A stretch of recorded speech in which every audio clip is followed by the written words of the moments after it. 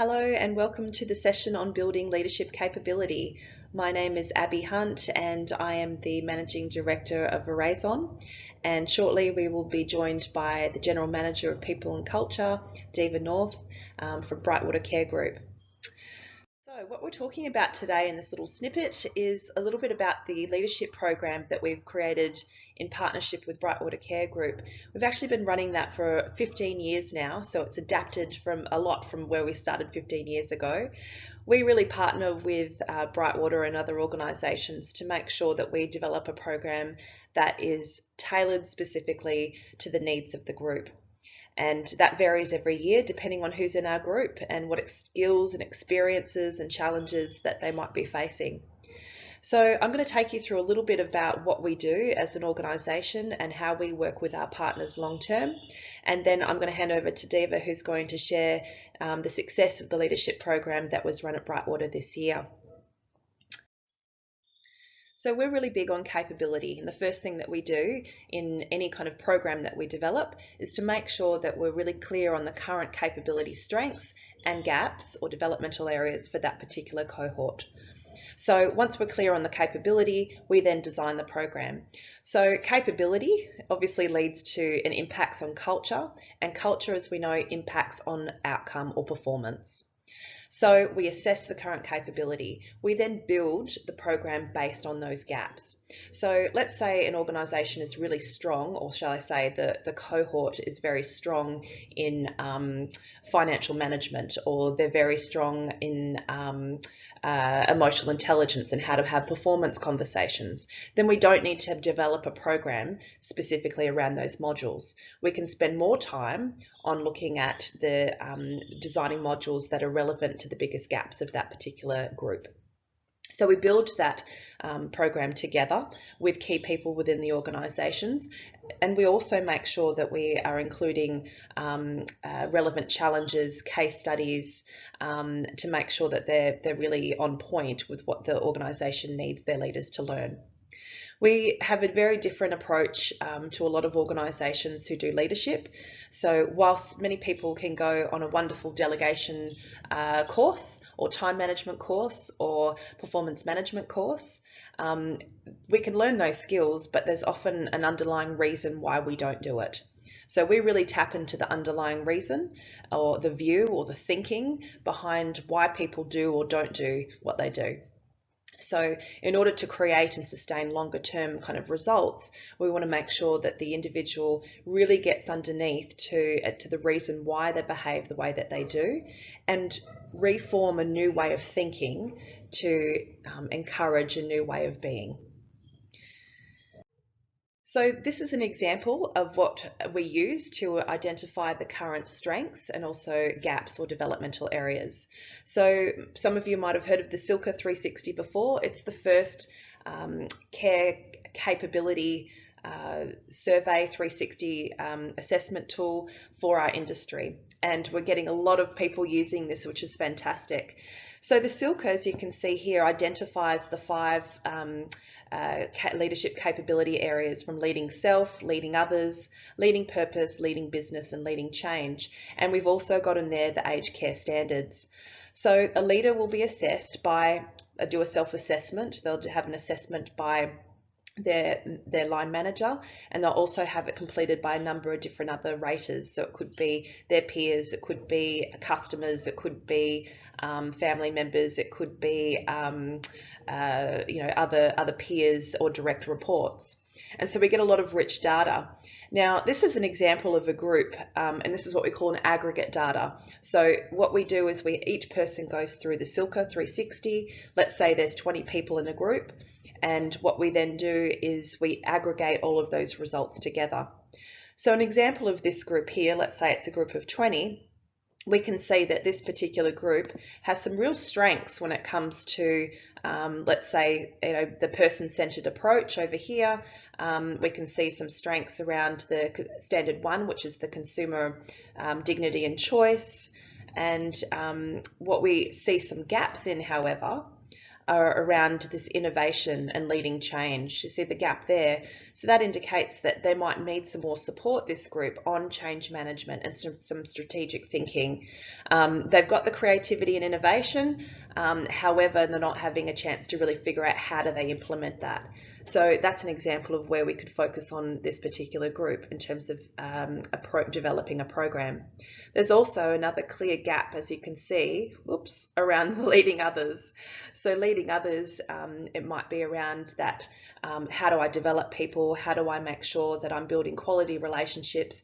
How do I develop people in terms of giving them some honest and relevant feedback? How do I have those conversations? Performance feedback could be another issue as well.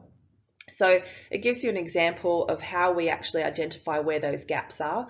You can see another gap around some of the standards here. I'm not very good at this pen thing, but we can see that that might be another area that we need to focus on for this particular group. So hopefully that makes sense in terms of what we're doing here. I wanted to just mention another tool. So Brightwater was very keen to continue to develop their leaders in the area of safety. So part of their strategic plan and their area of focus is around culture, and safety culture relates and integrates into that as well. So one of the things that we use is the ISA 360, which is the Integral Safety Assessment, and it really measures leaders, the 4 intentional states that leaders must demonstrate in order to create safety within the organisation. So safety, psychological safety, physical safety, lack of fear and blame of reporting hazards, etc. So what we can see, and this is again an example of an aggregate data, we can see that of this group, of this cohort, there's this group really actively care. They demonstrate care through a number of different ways. They also share their commitment to safety. So they're very clear in terms of, I am committed to safety. If you're seeing something that's unsafe, I really encourage you to report that. I put safety above everything else. I'd rather you tell me if something's unsafe than try and push through just to get things done. That's an example of sharing commitment. What we can see, however, is there's a few more gaps, and this is quite common in the industry at the moment. We're finding in a lot of organisations that we're running the ISA with, is that there is a lot of, or not a lot, but a gap when it comes to being that kind of settling influence in the face of a crisis. So with this particular cohort, we needed to look at how do we help them in their own self-care, their own resilience, how do they be great safety leaders and create that sense of calm within their team as well. We get it, why it's been pretty challenging at the moment especially. So in other examples could be around mental health. So are they knowing how to have conversations around mental health in the workplace? Other than just an "are you okay" conversation, it gets into the real depth of how that shows up and how do we do that in a way that's actually meaningful and authentic.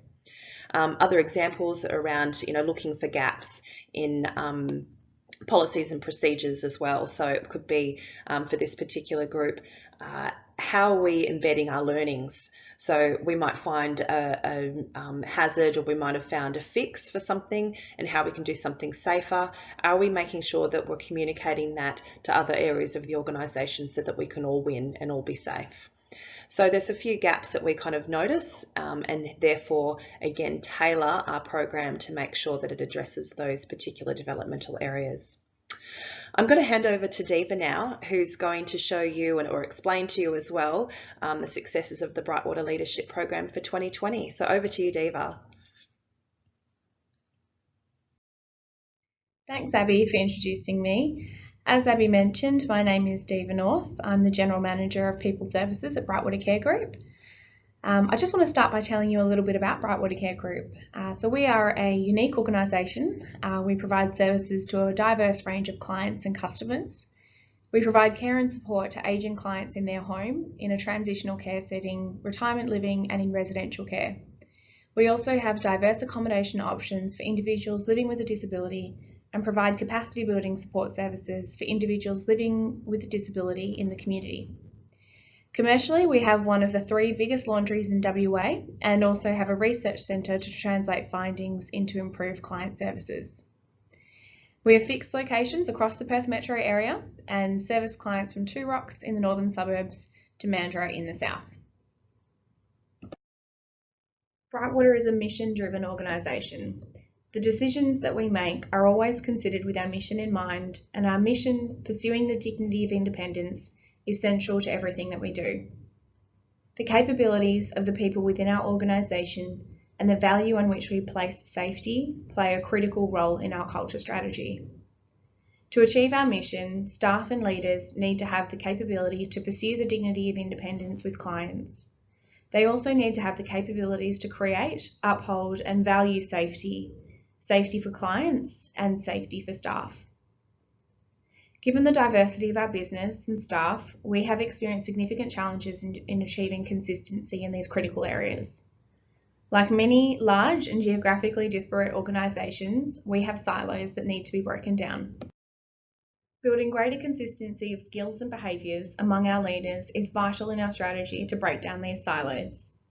We have also put a lot of energy into understanding our culture so that we can develop relevant and appropriate strategies to address our pain points.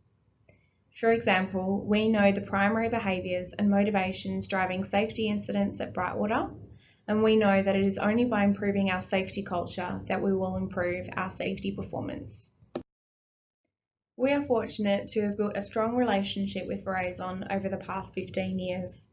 Through a meaningful partnership, Veraison have been able to support us in delivering and facilitating leadership programs that are relevant and flexible to the needs of our people. You heard Abby mention earlier about adjusting programs annually to the needs of the cohort. The dynamic nature of our programs is something that is integral to their success because they actually focus on the opportunities for development and are driven by the learner. This year, we introduced the Silke 360 tool for our Bright Leaders program. This helped us to create a program that prioritised the learning objectives on the key areas for opportunity of the cohort.